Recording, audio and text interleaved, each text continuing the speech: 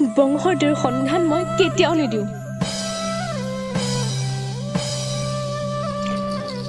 আইদেউ, আপোনাৰ ত্যাগৰ বিনিময়ত আমি আজি জয়মতী চিনেমাখনৰ শ্বুটিং সম্পূৰ্ণ কৰিলোঁ।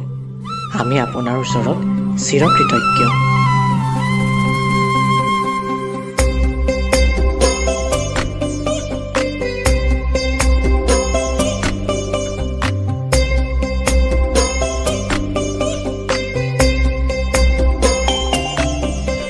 চি এগৰাকী ছোৱালী হৈ পৰপুৰুষক বঙহৰদেউ বুলি সম্বোধন কৰি চিনেমা কৰি দেখুৱাব আহিছ।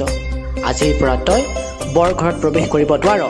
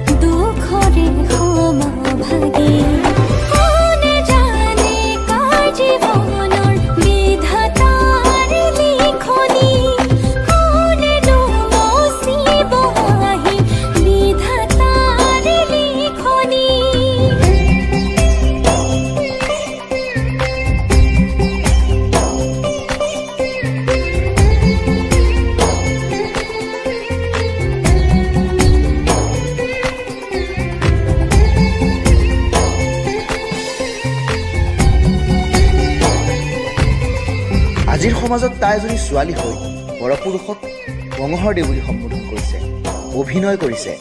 তাই আমাৰ সমাজলৈ কলংক সানি আনিছে। তাইক ঘাটে পানীয়ে নিষেধ কৰা হয় আৰু তাইক যাতে কোনেও বিয়া নকৰায়, আৰু যোন পুৰুষে তাইক বিয়া কৰাব তেওঁকো আমাৰ সমাজৰ পৰা এঘৰীয়া কৰা হ'ব।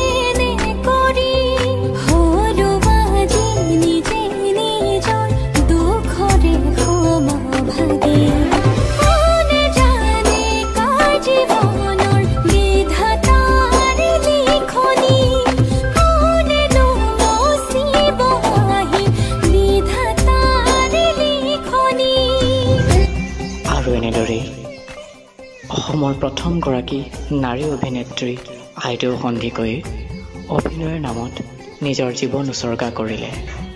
এই মহান